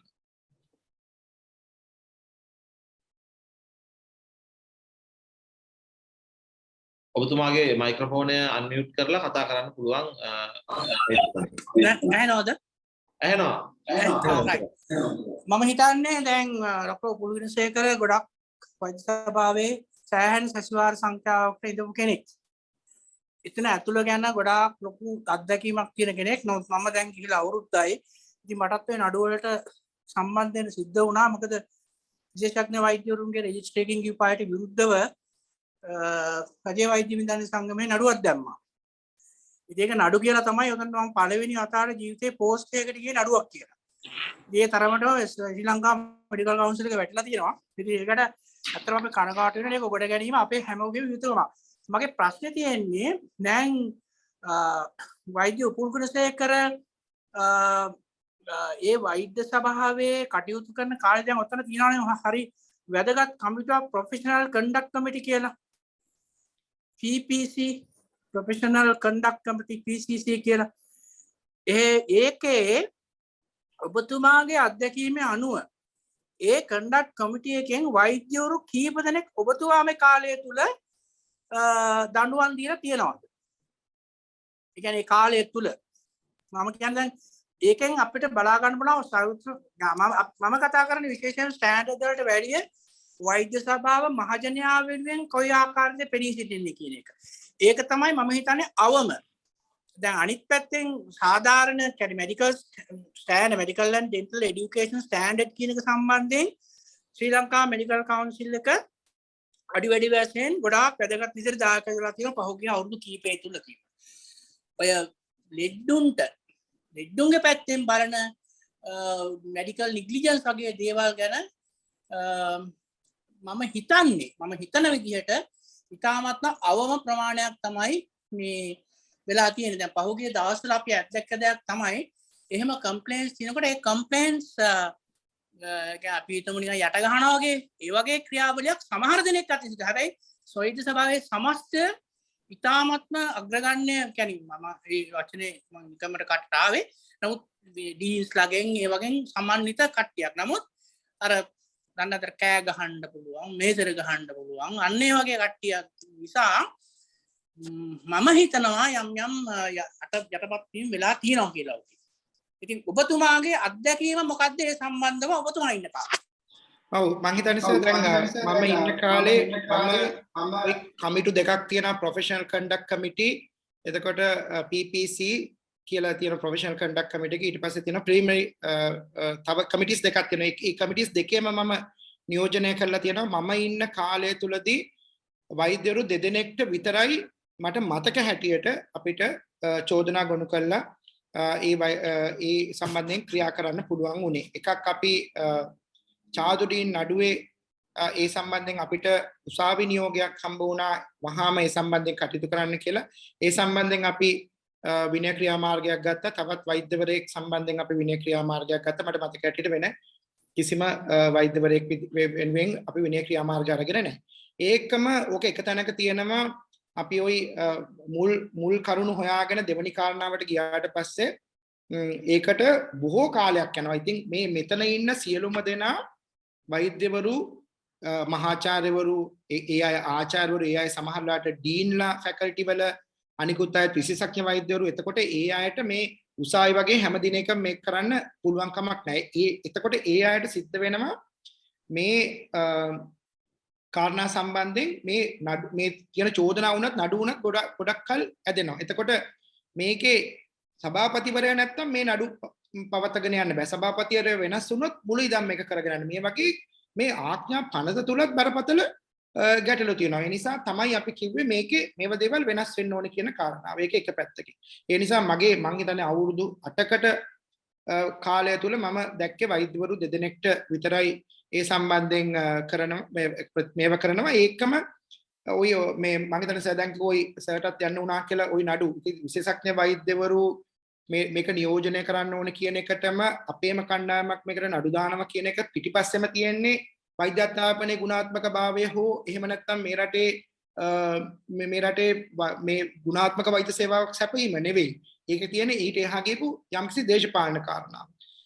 ඉන් එහාට ඔබතුමාට මතක නම් අපි ওই සයිටම් ගැනත් ඔක් කතා කරනකොට සයිටම් එකේ අපි ගුණාත්මක භාවය නැහැ කියලා අපි බරපතල විදියට අපි ඒ සම්බන්ධයෙන් කතා කරා, කමිටුපත් කරා, සංවාද කරා, මහාචාර්ය කාලෝ ෆොන්සේකා, මහාචාර්ය නාරද වර්ණසූරිය. නමුත් මම දන්න හැටියට පෞගේ කාලේ ඔන්ලයින් කරපු අයටත් රෙජිස්ට්‍රේෂන් දෙන්න වෛද්‍ය සභාව තීරණය කරා කියලා පෞගේ දවසට කතාවක් සිද්ධ වුණා. ඒත් මම මේ සර් දන්න වැඩ ඒක මට වැඩි හොඳට දැන් කවුන්සිල් එකේ ඉන්න නිසා එතකොට අපිට පුළුවන් ද මේ එතකොට මේ ගුණාත්මක භාවය කොහෙද තියෙන්නේ? කවුද මේව ඇසෙස් කරන්නේ? කොවිඩ් එකක් තියෙන ප්‍රශ්න ගැටලු ගොඩක් තියෙනවා. එතකොට සයිටම් එක සම්බන්ධයෙන් අපි කියපු කාරණාව තමයි ඒ අයට බැරි කමක් තියෙනවා නම් එතන ක්වොලිටි එක නැත්තම් ඒ අයට අපි යම්කිසි විදියක අපි වෛද්‍ය සභාවෙන් අධීක්ෂණය කරන්න පුළුවන් තැනක ඒ අයට සායනික පුහුණුව ලබා දීලා ඒ අයට රාජකාරී ඒ වෛද්‍ය වෘත්තියට ඇතුල් වෙන්න දෙන්න ඕනේ කියන කාරණා. ඒක තමයි කොතලාබලදී KDU එකේදී උනේ. නමුත් එහෙම නැතුව මේ කාරණාව සිද්ධ වෙනවා නම් මම හිතන්නේ නැවත වතාවක් අපි මේ වෛද්‍ය ගුණාත්මක භාවය ආරක්ෂා කරන්න කියලා මිනිස්සුන්ට කියලා ගිහපු කට්ටිය කරන්නේ මොකද්ද කියන එක ගැන නැවත වතාවක් වෛද්‍යවරුන්ටත් ගැටලු මතුවෙනවා. ජනතාවට විතරක් නෙමෙයි. විශේෂඥ වෛද්‍යතුමනි ඔබතුමා තවදුරටත් සංවාදයට සම්බන්ධ වෙනවද මොන හරි අදහසක් දක්වන්න තිබෙනවා නම් මම අවස්ථාව දෙන්න කැමතියි නවීන වන්දනතුමාට. නැත්නම් අපි ඔබතුමාට සංවාදිත මොන හරි ඉදිරියට කතා කරන්න අවශ්‍ය නම් ඔබතුමා අන්මියුට් කරලා කතා කරන්න පුළුවන්. ඔව් මට විනාඩියක් දෙන්න අර ඔන්ලයින් ළමයින්ගේ කතන්දරේ මම අලුත්ම තත්ත්වය පැහැදිලි කරන්නම් ඩොක්ටර් උපුල්ගුණසේකර මැතිතුමාට. දැන් එතන අර නුවර ළමයි වගේක් ට්‍රේන් වුණා වෙන යුනිවර්සිටි එකක ඇවිල්ලා. එතකොට ඒ ප්‍රශ්නේ වුණාට පස්සේ වෛද්‍ය සභාව මම හිතන්නේ නිවැරදි ක්‍රියාමාර්ගයක් ගත්තා. ඒගොල්ලන්ගේ පාස්පෝර්ට් චෙක් කරලා මෙයා කරලා. එතකොට ඒ ඔන්ලයින් ඉන්ටර්න්ෂිප් කරන අය පවා ඔතන රෙජිස්ට්‍රේෂන් කරලා තිබුණා. ඉතින් ඒව නම් දැන් ඉතාමත් මම හිතන්නේ ගොඩක් ප්‍රොෆෙසර් ජයන්ති මේ ජයවර්ධන එහෙම එකතු වෙලා ඒවා ගොඩක් දරාට නිවැරදි කිරීමෙන් යන්නේ. නිවැරදි නොවෙමින් පවතින්නේ අර අපි කරුණු කාරණාව තමයි. මොකද මේ මිනිස්සුන්ගේ පැත්තෙන් ගුණාත්මක වෛද්‍ය මේකක් දීම තාම එක අපිට නිවැරදි කරගන්න බැරිලා තියෙනවා. මම හිතනවා වෛද්‍ය ආභාෂා පනතම මුළුමනින්ම සංශෝධනයකින් තොරව මේක අපිට ගොඩ ගන්න පුළුවන් තත්ත්වයක තියෙනවා කියලා මේ මම නම් කල්පනා කරන්නේ නැහැ. මම හිතන්නේ ඒකට අපි දැන් ප්‍රියංකර මහමුදුලගේ නීතිඥයෙක් විදිහට මැතිතුමා නීතිඥයෙක් විදිහට ඒ විදිහට අපි මේකට සක්‍රීය දායකත්වයක් මම හිතන්නේ දුන්නොත් හොඳයි කියන එක තමයි මට අවස්ථාවේදී කියන්න තියෙන්නේ. බොහොම ස්තුතියි. බොහොම ස්තුතියි ඔබතුමාට අදහස් දක්වීම පිළිබඳව. මේ වෛද්‍ය කුලුණුසේකර මැතිතුමනි දැන් එතුමායි කියපු කාරණාත් එක්ක දැන් මෙතන විතර දවුල තියෙන්නේ. දැන් ඔය කියන දැන් වෘත්තීය සමිති නිලධාරීන් මෙතන නියෝජනය වෙනවා අය කියලා. දැන් ඒගොල්ලන්ටත් කියන්න පුළුවන් නේ තර්කයක් විදිහට අපි ඡන්දෙන් එන්නේ. අපි හරි අපි එන්නේ පත් වෙලානේ. නේ. ඔව් මම හිතන්නේ මට හරිම මේ අර සතුටක් දැනුණා මේ නවරත්න සර් කතා කරපු එකත් එක්ක. මොකද එහෙම දකින කණ්ඩායමක් එහෙම දකින විශේෂඥ වෛද්‍යවරු වෛද්‍ය සභාව තුළ ඉන්නවා කියන එකේ අර පොඩි අර සිල්වර් ලයින් එකක් ඒ ඩාර්ක් ක්ලවුඩ් එකේ තියෙනවා කියලා මට දැනුණ එක මට හරිම සන්තෝෂයි. අනාගතයේ මොන හරි වෙනසකට දෙයක් වෙනස් වෙන්න ඒක හොඳ වෙන්න පුළුවන්. එතුමාගේ ඒ දැක්මත් එක්ක. මොකද ගොඩක් අය එහෙම දකින්නේ නැහැ. ගොඩක් අය හිතන්නේ මට ප්‍රශ්නයක් වුණොත් මේක බේර ගන්න තියෙන තැනනේ කියන එක මිසක් රටේ ජනතාවගේ පැත්තෙන් හිතන්නේ නැහැ. එතකොට නැවත වතාවක් එන්නේ ප්‍රියංකර අපි නීතිඥවරු වෙච්ච ඔබ උසාවිය දිගින් දිගටම මේ කාරණාවේදී අපිට අපි මේ ගන්න තීරණ සම්බන්ධයෙන් උසාවිය දිගින් දිගටම ඒක ක්වෙස්චන් කරනකොට චැලෙන්ජ් කරනකොට මේ රටේ දේශපාලකයන්ට සෞඛ්‍ය ඇමතිවරයාට වගකීමක් තියෙනවා. එහෙමනම් මේක ගැන නැවත බලන්න. මොකද එතුමා නියෝජනය කරන්නේ මේ රටේ සාමාන්‍ය ජනතාව. ඒතර මේ බලතල අපිට දීලා තියෙන්නේ පාර්ලිමේන්තුවේ ජනතාවගේ පරමාධිපත්‍ය තමයි මේ වෛද්‍ය සභාවට දීලා තියෙන්නේ ආඥා පනතකින් මේ ජනතාව වෙනුවෙන් කටයුතු කරන්න. එතකොට ඒ කිව්වා වගේ අපි මේ වෛද්‍ය ආඥා පනත සම්පූර්ණයෙන් වෙනස් කරන්න තමයි මේ සාකච්ඡාවල් සිද්ධ වුණේ. ඒ සම්බන්ධයෙන් සාකච්ඡා වට කිසිම කෙනෙක් එක්ක නෙමෙයි. ඒක සම්පූර්ණයෙන් කරේ වෛද්‍යවරුම තමයි. ඒක වෙනස් වෙන්න ඕනේ කියලා තන හිටියේම වෛද්‍යවරු තමයි. නමුත් සමහරවිට මට මතකයි අත්ත තිබ්බොත් වෛද්‍ය ආඥා පනතට අපි වෘත්තීය ක්‍රියාමාර්ග ගන්නවා කියන තැනට සමහර වෘත්තීය සමිති හිටියේ. එතකොට ඒකත් එක්ක ඒ කණ්ඩායම වෛද්‍ය සභාවට ආවට පස්සේ අර කිව්වා වගේ තමන්ගේ කටේ හයියෙන් තමන්ගේ දේශපාලන බලයෙන් මේක දුවන්න ගියාම යම් ගැටලු මතුවෙන. ඒක ප්‍රියංකර මේක මේ වෛද්‍ය සභාවේ ගැටලුවක් නෙමෙයි. මේක සෞඛ්‍ය අමාත්‍යාංශය තුලත් තියෙනවා. මේක මාරුවීම් සම්බන්ධෙනුත් තියෙනවා. ඔබතුමා හිතන්න ඔබතුමා වෛද්‍යවරයෙක් හැට නීතිඥයෙක් හැටියට මුළු ලංකාවෙම ලෝක වසංගතයකට අපේ මුණ දීලා ඉන්න වෙලාවෙදී ලංකාවේ ඉන්න සියලු වෛද්‍යවරු එකරයින් ට්‍රාන්ස්ෆර් කරනවා. සියලු වෛද්‍යවරු. දැන් ඔන්න මේ 13 වෙනි දී ඉඳන් ට්‍රාන්ස්ෆර් වීක් එකක් දාලා තියෙනවා. මේ දැන් ඔමික්‍රෝන් ඇවිල්ලා මේ ඔක්කොම ඇවිල්ලා. එතකොට අපි දැන් දැඩි සත්කාරයක ඉන්න වෛද්‍යවරයා යනවා OPD එකට. OPD එකේ ඉන්න වෛද්‍යවරයා යනවා දැඩි සත්කාර. දැන් මම අවුරුදු 7කින් සර්ජරි එකකටව ඇසිස්ට් කළවත් නැහැ. මම හෙට යනවා සර්ජරි SHO වෙලා.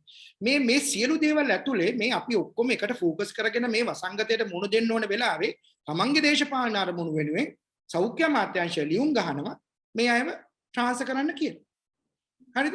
එතකොට දැන් හිතන්නේ වෘත්තීය සමිතිය ගැනද හිතලා තියෙන්නේ නැත්නම් මේ රටේ ජනතාව ගැනද හිතලා තියෙන්නේ? එතකොට තව තියෙනවා වෛද්‍යවරු සමාජ මාතක හිතමනාප වෙන්නත් පුළුවන් north and east list කියලා. උතුරු නැගෙනහිර යුද්ධ ඉවරලා 2009න් පස්සේ අද වෙනකොට අවුරුදු 12ක් වෙනවා. විශේෂඥ වෛද්‍යවරයා සීනියර් විශේෂඥ වෛද්‍යවරයාට north and east list එකක් නැහැ. එතකොට එතුමා තිරිකුණාමලයට ගියාම අවුරුද්දෙන් අවුරුද්ද සර්ජන් එතන ඉන්න තිරිකුණාමලේ සර්ජන් තමන්ගේ SHO වල ට්‍රේන් කරන්න ඕනේ. මොකද අවුරුද්දෙන් north and east දෙනවා. ඒක මොකද ගන්න තමන්ගේ දේශපාලන බලය තියාගන්න තමන්ගේ කණ්ඩායම හදාගන්න. එතකොට දැන් නුවරේ එතකොට අම්පාර මේව දැන් north and east දැන් මේ යුද්ධ ඉවරලා දියුණු වෙලා ට්‍රාන්ස්පෝර්ට් දියුණු වෙලා එතකොට අර ටීචින් හොස්පිටල් එකේ ඉඳගෙන මෙහෙට එනවා විශේෂඥ වෛද්‍යවරයා සර්ජන් නැත්නම් ඇනස්තටිස් අවුරුද්ද ගාන තමන්ගේ ට්‍රේන් කරනවා. දැන් මේකෙන් බලපාන්නේ කොතනද? මෙරටේ ගුණාත්මක වෛද්‍ය සේවාවට. එතකොට ඒකම සමහර වෙලාවට අපේ ඉන්නවා ප්‍රියංකර මම අපේ නියුරෝ සර්ජරි එකට ගියාම ඒකේ ඉන්නවා ජීවිත කාලෙම මේ මිනිස්සු නියුරෝ සර්ජරි කරලා තියෙන. ඒගොල්ලන්ට බර්හෝල් එක හදන්න ජීවිතේ බේර ගන්න මගේ හිටිය කාඩියක් සර්ජන් SHO ලා ස්කින් එකේ ඉඳගෙන මේ හදවත් සැත්කම කරලා ඒ හැම මහනකම් සම්පූර්ණ හදවත් සැත්කම කරන්න පුළුවන් අපේ SHO ලා හිටියා. අද මේ මිනිස්සු ඇක්සිඩන්ට් සර්විස් එකට දාලා තිනවා කලබෝවේ. හැබැයි මේකට දැන් ඒකම කෙනෙක් තරකයක් මතු කරන්න පුළුවන්. ඒගොල්ලෝ දිගටම එතන හිටියොත් තව කෙනෙක්ට අවස්ථාව අහිමි වෙනව නෙන්න කියලා තර්කයක් ගොඩනගන්න පුළුවන්. හැබැයි කවුරුත් එතෙන්ට එන්න කැමැත්තෙන් නෙමෙයි. මොකද ඒව එච්චර මිනිස්සු අතර ජනප්‍රිය ස්ථාන නෙවෙයි. නියුරෝ සර්ජරි, කාඩියොතොරැසික් සර්ජරි වැඩි එලි වෙනකන් වැඩ කරනනේ සමහර සර්ජරි එක පටන් ගත්තම රෑ වෙනකන්. හැබැයි ඒකටත් කැමැත්තෙන් කරපු මිනිස්සු කොටසක් හිටියා. අපි මේ මිනිස්සු එකරෙන් ගහලා එලවලා අපි අලුතෙන් කොටසක් දානවා. ඒ ආපු කොටස බලන් ඉන්න විභාගයක් හරි පාස් වෙලා කවදද ඉක්මනින් මෙතනින් මම යන්නේ කියලා. එතකොට අවසාන වශයෙන් අර මිනිස්සු ජීවිතය ලබාගත්ත නිපුණතාවය රටේ ජනතාවට වැඩක් නෑ. අනිත් පැත්තෙන් ඒ මිනිස්සු අවුරුදු ගාණක් තිස්සේ කරපු සර්විස් එක නිදිමරාගෙන අපි ඇගීමකට ලක් කළා නෑ.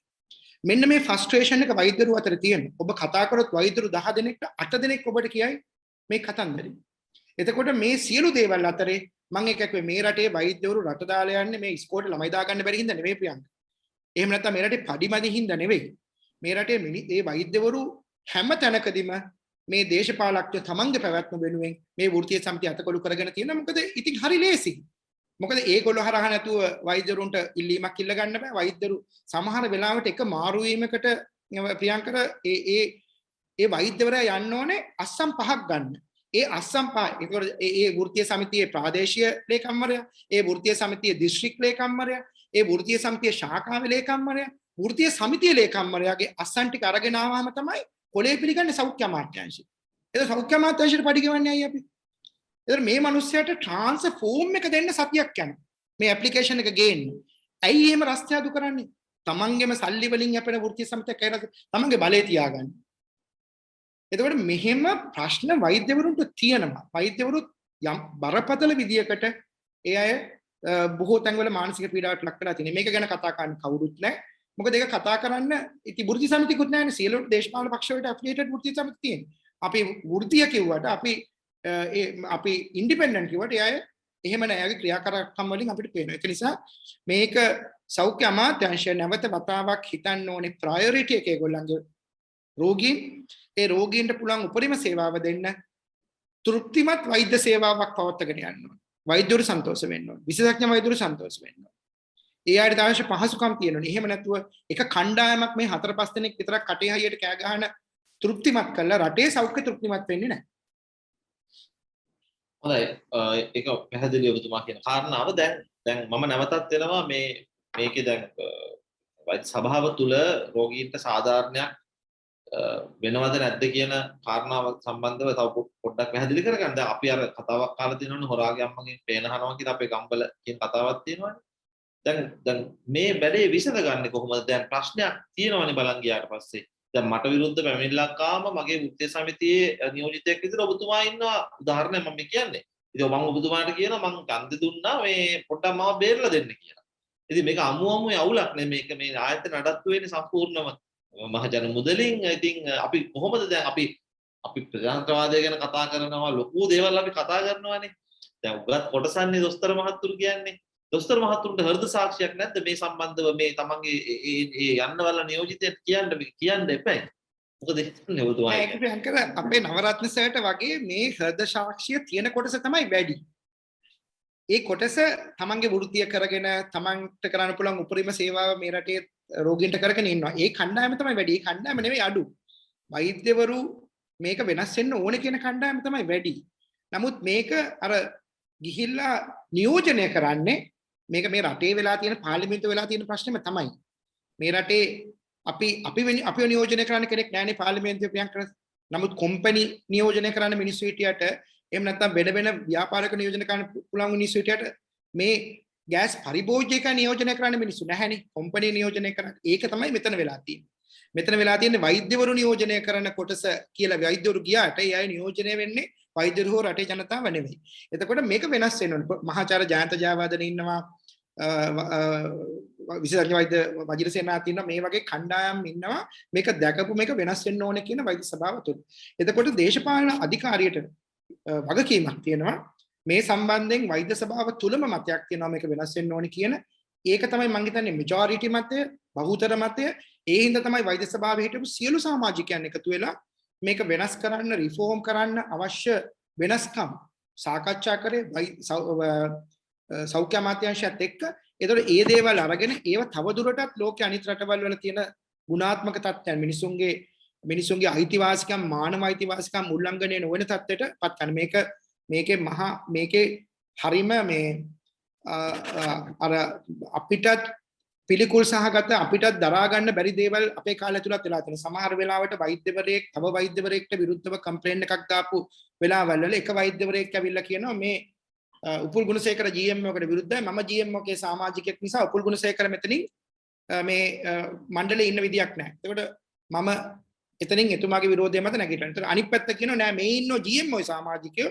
එතකොට මේක කට්ටිය ඉන්නවට මං විරුද්ධයි. අන්තිමට බලාගෙන ගියාම ඒ ප්‍රශ්නේ විසඳන්න අවශ්‍ය අවම වෛද්‍යවරු ගන්න නැහැ. සමාජිකයෝ ගන්න නැහැ. එතකොට දැන් මේ දෙන්නන්න අතුරුතේ වෛද්‍යවරු වෙලත් අතුප්තියෙන් එයාට සිද්ධ වෙනවා ප්‍රියංකර ඒ ඉන්ක්වයරි එකේ ට වාඩි වෙන්න. එතකොට අපි මේක මේ සාමාන්‍ය ජනතාවට වෙච්ච කාරණාවක් විතරක් නෙවෙයි මේක වෛද්‍යවරුන්ටත් ඒ විදිහටම සිද්ධ වෙලා තියෙනවා. අපි යම්කිසි වෘත්තීය සමිතියකට කරනකොට ඒ වෘත්තීය සමිතියේ හැසිරීම අතිශය නරක තත්ත්වයට ඒගොල්ලන්ට විරුද්ධ වෛද්‍යවරු සම්බන්ධයෙන් ක්‍රියාත්මක වෙන වෙලාවල් වල ඒ අයට විරුද්ධව චෝදනාවල් තියෙන වෙලාවල් වල ඒ අයම ගිහිල්ලා ඉන්ක්වයරි කරනකොට වෛද්‍යවරු සම්බන්ධයෙන් ඒ අයට වෛද්‍යවරුන්ටත් ওই කතාවම ওই විදිහටම තියෙනවා. එතකොට මම කියන්නේ මේ වෛද්‍යවරු දෙදෙනෙක් වෙච්ච අතර වෙච්ච කාරණාවක් එහෙම වුණොත් ඒ නිසා අපිට සිද්ධ වෙනවා කොහොම කරත් මම කිව්වා වෛද්‍යවරුන්ට තියෙන ගෞරවය මම අදටත් විශ්වාස කරනවා ප්‍රියංකර අදටත් අපි රාජකීය විද්‍යාලයට ගිහිල්ලා රාජකීය විද්‍යාලයේ පහේ ශිෂ්‍යත්ව පාස් වෙච්ච දරුවෝ එක පෙළට තියලා අපි ඇහුවොත් වෙන්න කැමති කවුද කියලා ඒ කිසිම දරුවෙක් එක දරුවෙක් කියයි වෛද්‍යවරයෙක් පයිලට් කෙනෙක් ඉංජිනේරුවෙක් ටීචර් කෙනෙක්. නමුත් මේ රටේ කිසිම මම අද වෙනකන් අහලා නැහැ මේ වගේ වැඩසටහනකට මම ගියාම වෛද්‍යවරයෙක් කියනවා සෞඛ්‍ය ඇමති වෙන්න ඕනේ ජනාධිපති වෙන්න ඕනේ අධ්‍යාපන ඇමති වෙන්න ඕනේ කියලා. එහෙම හීන චූටි දරුවන්ට නැහැ. අදටත් අපි ඒ දරුවන්ගේ හිතවල වීරයෝ වෛද්‍යවරු ඉංජිනේරුවෝ පයිලට්ලා ගුරුවරු. එතකොට ඒක ආරක්ෂා කර ගැනීමේ වගකීම තවදුරටත් අපිට තියෙනවා. ඒ නිසා තමයි අපි ආදරෙන් මේ රටේ රැඳිලා ඉන්නේ. තාමත් අපිට ඉන්න වෙලාවද මානසික තෘප්තිය අපිට තියෙන අපේ රාජකාරී හරියට කරනවා. ඒක අපි නැති නොකර ගන්න වගකීමක් අපිට තියෙනවා. මොකද මේ ජනතාව තමයි අපිට ආදරේ. අපේ පෞද්ගලික සේවය ගත්තත් මිනිස්සු අපි ගාවට එන හින්දා තමයි ප්‍රියංකර අපි මේ රටේ ඉන්නේ සමහර වෙලාවට. අපිට තියෙන මේ අපේ තියෙන මේ පඩි එහෙම නැත්නම් මේ සැලරි සම්බන්ධයෙන් මෙච්චර ගැටලු තිබුණත් මිනිස්සු ඉන්නේ. එතකොට ඒ අය තමයි අපිව ආදරය කරන්නේ, අපිට ගරු කරන්නේ අපිව. ඉතින් ඒ නිසා අපිට වගකීමක් තියෙනවා. ඒ වගකීම සෑහෙන දුරකට වෛද්‍ය සභාවේ ඉන්න සමාජිකයන් සහ වෛද්‍යවරු තේරුම් අරගෙන ඒකට කටයුතු කරනවා. එතකොට ඒ කණ්ඩායමට අහුම්කම් දෙන්න වගකීමක් තියෙනවා මේ රටේ පාර්ලිමේන්තුවේ ඉන්න නියෝජිතයන්ට. අර පොඩි කණ්ඩායමකට අර කියන මේසෙට හයියෙන් ගහලා එහෙම නැත්නම් මාධ්‍ය ඇවිල්ලා උදේ හවස ඒකට බය නම් මේ අය දේශපාලනේ මේ අය මේ රටේ තීන්දුව ගන්නේ දේශපාලකයෝ මං හිතන්නේ ඉතින් ඒ අයත් වැඩි කාලයක් අන්න ඉතල ප්‍රතික්ෂේප වෙනවා සහ රටත් ඉන් ඉස්සරහට යයි කියන විශ්වාසයක් මට නැහැ. හොඳයි. නැවත වතාවක් විශේෂඥ වෛද්‍ය ගාමිණී නවරත්න මැතිතුමා hand raise option එකෙන් අපිට ප්‍රශ්නයක් යොමු කරන්නව අදහසක් ඉදිරිපත් කරන්නත් දන්නේ එතුමාට අවශ්‍ය.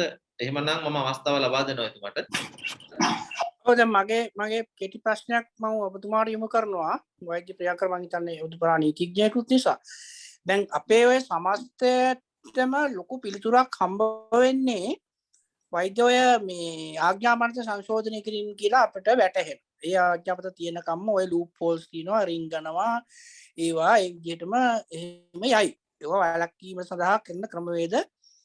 එතකොට ඒක තමයි මේන් ටාස්ක් එක වෙන්න ඕනේ. එතකන් අපිට බැරිද දැන් රෙගියුලේෂන්ස් ගැසට් කරන වෙලාවක කියන්නේ වෛද්‍යවරුන් තේරීම සහ ඡන්දය රෙගියුලේෂන් ගැසට් කරන වෙලාවක ඒකට නීතිමය මැදිහත්වීමක් කරලා දැන් නීතියේ තියෙනවානේ මේ යුක්තිය කියන්නේ ස්වභාවික නීතියේ සාධාරණත්වය කියලා එකක් මම හිතන්නේ තියෙනවානේ.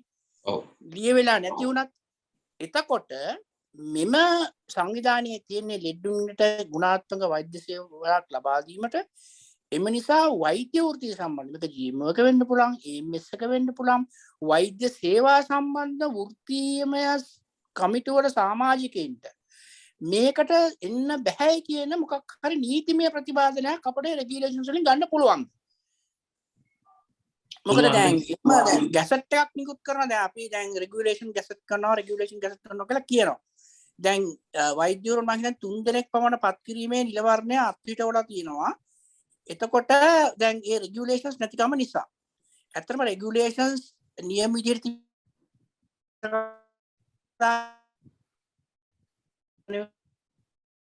මාර්තමාන නිවැරදි කරයි එහෙම මේ තිබිලා තියෙන්නේ. ඒතකොට රෙගියුලේෂන් ගැසට් කරන්න කියලා කියනවනේ. මම ටෙක්නිකල් පොයින්ට් එකක් ගැන කතා කරන්නේ. එතකොට මේ රෙගියුලේෂන් ගැසට් කරපුවාම ගැසට් එකට විරුද්ධව නීතිමය ක්‍රියාමාර්ගයක් ඕනම කෙනෙකුට ගන්න රටේ පුරුෂයෙකුට අයිතියක් තියෙනවානේ සංවිධානයකට. ඒතකොට ඒ සංවිධානයට ගිහිල්ලා උසාවියට කියන්න බැරිද මෙන්න මෙහෙම ගැසට් එකක් ගහලා තිනවා. මේ ගැසට් එක තුලින් ඡන්දයක් තුලින් මෙහෙම මිනිස්සු ඇතුල් වුණොත් මෙන්න මේ වගේ යන්න පුළුවන්. එතකොට මේක ස්වභාවික නීතිය අනුව මිනිස්සුන්ට සාධාරණයක් වීම බලාපොරොත්තු වෙන්න බෑ. එතකොට මම හිතනවා සුප්‍රීම කෝට් එක යම්කිසි මම හිතන්නේ මේක අපේ හැමෝටම තේරෙන කතාවක් නේ. අපි වෛද්‍ය මට ඔතනට යන්න කියලා පළවෙනි යෝජනාව උනේ මම DDS එකේ ප්‍රෙසිඩන්ට් වෙලා ඉන්නවා. මම රිෆියුස් කරා. මට හෘද ශාස්ත්‍රයක් නැහැ නේ මම එතෙන්ට යන්නේ. ඊට පස්සේ වර්තමාන සභාපති ડોક્ટર ආනන්ද රත්නායකව දාන්න කියලා මතයක් ආවා.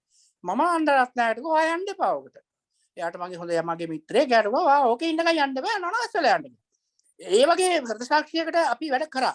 නමුත් එහෙම නැතුව නීතිමය වශයෙන් ඔතන පොඩි chance එකක් හරි තියනවාද කියලා ඔබතුමාට මේ ඒ ගැන මට යමක් කියන්න දැනට නෙමෙයි.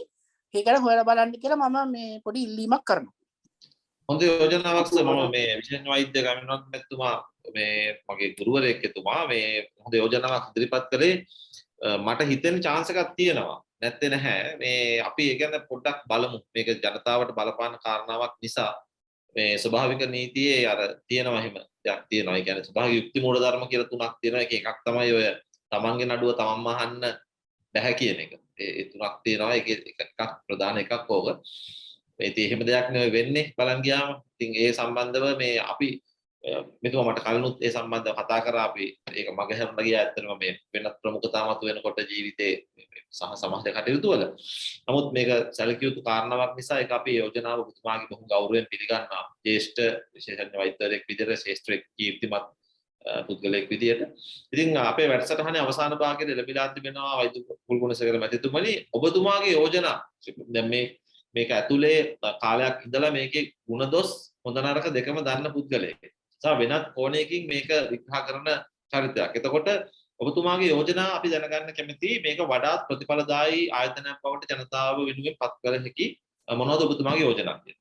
අවසාන වශයෙන්. ඔව් ප්‍රියංකර අවසාන වශයෙන් මම හිතන්නේ මේක විතරක් නෙවෙයි අපි ජාතික ඖෂධ සභාව NMRA කියන එක එතකොට SLMC එක වෛද්‍ය සභාව මේ සියලු දේවල් වලට මම හිතන්නේ මේවා ස්වාධීන ආයතන වෙන්න නම් මේවට තියෙන දේශපාලන ඇඟිලි ගැහිම් අඩු වෙනවා. මම හිතනවා මේවා ස්වාධීන වෙන්න නම් ඇමතිතුමාගේ පත්වීමනුත් මේකට නවතින්න ඕන. පළවෙනි එක. ඒකම වෛද්‍ය සභාව තුල එනකොට මේකට අපි ඡන්දෙන් එනවා නම් ඒ ඡන්දෙන් එන කණ්ඩායමට යම්කිසි රාමුවක් එන්න ඕනේ. මෙන්න මේ අයට තමයි පුළුවන් එන්න කියලා. වෘත්තීය සමිති නියෝජනය කරන්න නැති අය, දේශපාලනය නොකරන අය, අනිත් පැත්තට ඒක ඇතුලේ චෝදනාවලට ලක් නොවෙච්ච අය සහ ඒ සම්බන්ධයෙන් ඡන්දකින් එනවා. ඒකම මේක ගුණාත්මකතාවයේ විශ්වාසවන්තකම වැඩි කරගන්න නම් දැන් අපි මේ මිනිසුන්ට වෙන්න මිනිසුන්ගේ මානව අයිතිවාසිකම් මේ අයගේ ජීවත් වීමේ අයිතිය ඉක්වැලිටි කියන මේ සියලු දේවල් ස්ථාපිත කරන්නනේ ඉංගලන්ත වෛද්‍ය සභාව මේකේ කොම්පොසිෂන් එක වෙනස් කරන්නේ. එතකොට අපිට නීතිඥයෙක් සමාජ ක්‍රියාකාරී එකවුන්ටන්ට් කෙනෙක් මොකද ලොකු මුදල් ගාණක් තියෙන වෛද්‍ය සභාව ඇතුළේ. වෛද්‍ය සභාවට දවස් ගානේ මේ වෛද්‍යවරුන්ගෙන් මේ රෙජිස්ට්‍රේෂන් වලට එන මුදල් තියෙනවා. එකවුන්ටන්ට් කෙනෙක්. මෙන්න මේ කණ්ඩායම. ඒ කියන්නේ සමාජය තුල නීතිඥයෙක් මේ සමාජය තුල ඉන්න. එහෙම රෝගීන් අයිතිවාසිකම් වෙන්නේ පෙරේ. ඒ අය ඉන්නකොට එතන හඩක් කියනවා ඒ අයට සහ මේක දිහා බලන් ඉන්න ජනතාවට එනවා විශ්වාස. සමහර ලෝකේ රටවල් ওই පාර්ලිමේන්ටරි කවුන්සිල් එකේ මට ඒක හරියට තේරෙන්නේ නැහැ. මම හිතන ඔබතුමා මට වැඩිය දන්නවා ඇති. ඔයවට තෝරන්නේ ඒ සිලෙක්ට් කමිටිස් තියෙන පාර්ලිමේන්තුව වල. ඒ කියන්නේ පාර්ලිමේන්ටරි සිලෙක්ට් කමිටි. එහෙම නිකන් මේ ඔබතුමා මගේ ස්ටාෆ් එකේ හිටිය නැත්තම් ඔබතුමා මගේ හිතවතා නිසා ඔබතුමා මගේ ඉලෙක්ෂන් කැම්පේන් එක කරා කියන නිසා තනතුරු වලට නැත්තම් ඔබතුමා මගේ මතවාදය දරන නිසා මේ තනතුරු වලට එන්න හොඳ නැහැ. මොකද මේවත් මේ දැන් අද වෙනකොට අපි සමාජය තුල සිස්ටම්ස් ගේන්න අපිට හිතලා තියෙන. දැන් අපිට වැරදුනා. එකපාරක් නෙවෙයි දෙපාරක් නෙවෙයි. අපි වෛද්‍යවරු හැටියට වෘත්තිකයෝ හැටියට අපිට වැරදුනා. එතකොට අපි ප්‍රතිපත්ති නිර්මාණය කරන්න ඕනේ. ප්‍රතිපත්ති කියන දේවල් පක්ෂත් එක්ක ආණ්ඩුත් එක්ක කාලෙන් කාලට වෙනස් නොවිය යුතු දේවල් වෙනවා. ඒකට අදාළ සියලු දේවල් කණ්ඩායමක් මේකට සම්බන්ධ කරගන්න ඕනේ. එතකොට මේ රිෆෝම් එකේදී නීතිඥ හැටියට ඔබලා වෛද්‍යවරු හැටියට අපි එතකොට ඒ අතර ගිහපු අනිකුත් සමාජ ක්‍රියාකාරීකම් ඉන්න ඒ ඇත් එක්ක මෙන්න මේ වෙනස කරන්න ඕනේ. ලෝකෙ එහෙම තමයි ඒ දේවල් වෙලා තියෙන්නේ. එතකොට ඒ දේවල් වෙච්ච තැන්වල ධනාත්මක භාවය ඒවයින් වෙච්ච සාධනීය දේවල් ජනතාවට දැනෙන නිසා තමයි අද ප්‍රශ්න අඩුවෙන් ඒව දුවන්නේ. අපිට දවස ගානේ ප්‍රශ්න වැඩි. දවස ගානේ උසාවි ගානේ අපිට යන්න වෙලා තියෙන්නේ කුමක් හෝ වැරද්දක් මේ ක්‍රමවේදයේ තියෙන නිසා. ඒ නිසා අපි අනිත් පැත්තට අපි වෛද්‍යවරු අපි මේ රටේ ප්‍රොෆෙෂනල්ස් අර මං කිව්වාගේ අතිශය ගෞරවාදරයට පත්වෙච්ච කණ්ඩායම අපිට තියෙනවා හෘද සාක්ෂියක් අපි මේ තැන් වලට ආයුතුද නැද්ද කියලා තීරණය කරන්න. එතකොට අපේ පැත්තෙනුත් අපිට වෛද්‍යවරු හැටියට අදහසක් තියෙන්න ඕනේ. අපි මේ අනිත් පැත්තට අපිට අදහසක් තියෙන්න ඕනේ. අපි කොහොම වෙලාවට ගියත් අපේ හෘද සාක්ෂියට අනුව අපි මේ තැන් වල කටයුතු කරනවා කියලා. හැමෝටම කොන්ෆ්ලික්ට්ස් තියෙන්න පුළුවන්. ඒ නිසානේ උසාවි වල වුණා තමන්ගේ කොන්ෆ්ලික්ට් ඔෆ් ඉන්ටරෙස්ට් ඩික්ලෙයාර් කළ සමහර මං හිතන්නේ ජජස් අයින් වෙන්නේ සමහර නඩු වලින්. එතකොට ඒක කියන්න තමන්ට කොන්ද තියෙන්න ඕනේ නෑ මම මේ කාරණාවෙදි මම මේකෙන් අයින් වෙලා ඉන්න. මොකද මට මෙන්න මෙහෙම කාරණාවක් මේකත් එක්ක බැඳිලා තියෙනවා. ඉතින් එහෙම වෘත්තීය වේදීන් හැටියට අපි කටයුතු කරන්න ඕනේ. එහෙම කරොත් මේ රටේ ජනතාව අපිව විශ්වාස කරන්න පටන් ගනී. වෛද්‍ය සභාව විශ්වාස කරන්න පටන් ගනී. කුමන හෝ සැක සංකා තියෙනවා නම් ඒව නැති වෙයි. ඉතින් ඒ වගකීම ගැන අපි හිතනා වගේම මට හිතෙනවා මේ රටේ සාමාන්‍ය ජනතාවගේ ඡන්දෙන් ඒ අය නියෝජනය කරන්න ආපු කණ්ඩායමට අපිටත් වඩා ලොකු වගකීමක් තියෙනවා මේ දේවල් වෙනස් කරන්න. පැහැදිලි. ඒ වගේම අපේ සාකච්ඡාවද හුඟක් අපි අලුත් දෙයක් කරන්න ඕන කියන අදහසත් දැන් ඔබතුමාගේ විග්‍රහයන් ඒ වගේම විශේෂ වෛද්‍ය අපේ ජ්‍යෙෂ්ඨ විශේෂ වෛද්‍ය ගාමිණවත් මෙතුමාගේ යෝජනාවත් එක්ක දැන් ප්‍රදේශ සාක්ෂිය වැඩ කරන්නේ නැති විදියක් නේද මෙතන පෙනියන්නේ මේ කුල්ගුණසේකර මැතිතුමනි. හෘදේ සාක්ෂිය වැඩ කරන්නේ නැහැ වගේ මට පේනවා. එන අය. එතකොට එන්න ලැජ්ජාවක් නැතුව එන්න පුළුවන්. දැන් ලැජ්ජා බය නැතුනට පස්සේ ඕන දෙයක් මිනිහෙකුට කරන්න පුළුවන් නේ. දැන් ගාමිණී නවරත්න සර් කිව්වා එතුමා සභාපති විදියට ඉන්නකොට එතුමා ගියේ නැහැ. එතකොට දැනට ඉන්න සභාපතිතුමා අපේ ඉන්න විශේෂ වෛද්‍ය ආනන්ද මැතිතුමාට යන්න දෙපා කියලා. එතුමා කොහොමද යන එකක් නෑ. නමුත් අර තවත් කමට කිව්වා මේක ගැළපෙන්නේ නැහැ කියලා. ඒක තමයි හෘදේ සාක්ෂිය කියන්නේ. එතකොට ඒක නැති වුණාට පස්සේ ඕන දෙයක් කරන්න පුළුවන්. ඉතින් අපි අර රටේ දැන් දේශපාලඥයන්ට බයිනවා, ව්‍යාපාරිකයන්ට බයිනවා. අපි දැන් සාමාන්‍යයෙන් රටේ දෝෂාරෝපණය එල්ල කරන දැන් තියෙනවානේ. නමුත් ඉතින් බලන් ගියාම දැන් මෙතනත් ඉතින් ඒ නිසා අර යෝජනාව මම හිතන්නේ මේ අපේ විශේෂඥ වෛද්‍යතුමා ඉදිරිපත් කරපු යෝජනාව ගැනත් ගැඹුරින් මමත් හිතන්න ඕනේ. ඒක දැන් මම ඔක පොඩි ෆයිල් එකකුත් දාගත්ත කතා කරපු අලුත් මේක ගැන හොයන්න බලන දැන් මාස 3ක් විතර වෙනවා. වෙනත් ප්‍රමුඛතා නිසා ඔක පොඩ්ඩක් යට ගියා. ඒත් අපි අද සාකච්ඡාවෙන් ඒ හදාගත්තු ඒ අලුත් ගැම්මත් එක්ක අපි බලමු ඒ වගේ දෙයක්. ඒ කියන්නේ මමත් හිතනවා දැන් කියන්නේ උඩින් යන යම්කිසි නියෝගයක් එක්ක වඩා සාධාරණ තැනකට නිර්මාණයක් කරගන්න පුළුවන් කියලා. මොකද මිනිස්සු ඒ වෙනුවෙන් මේ වඩා යොමු කරගන්න පුළුවන් වෙයි කියලා. අර ස්වයංව ඒක නිවැරදි වෙනවට වඩා එහෙම වෙන පාටක් පේන්නේ නැති නිසා. ඉතින් ඔබතුමා අපිට වටිනා කාලය ඔබතුමාගේ මේ සිකුරාදා විවේකී දවසේ ඒ කාලය අපිට ලබා දුන්න පැයක් කාලයක් අපි දෙයක් දැනගත්තා. ඒ වගේම අපි අලුත් වැඩපිළිවෙලකටත් යම්කිසි අදහසක් ගත්තා ගාමිණී නවරත්න මැතිතුමාගේ මැදිහත් වීම සමගම. බොහොම ස්තුතියි කියලා ඔබ සියලු දෙනාටම මම වැඩසටහනේ සමගන්නවා. ඒ වගේම අපි තවත් දවසක හමු වෙමු. සුබ රාත්‍රියක්. බොහොම ස්තුතියි. බොහොම ස්තුතියි.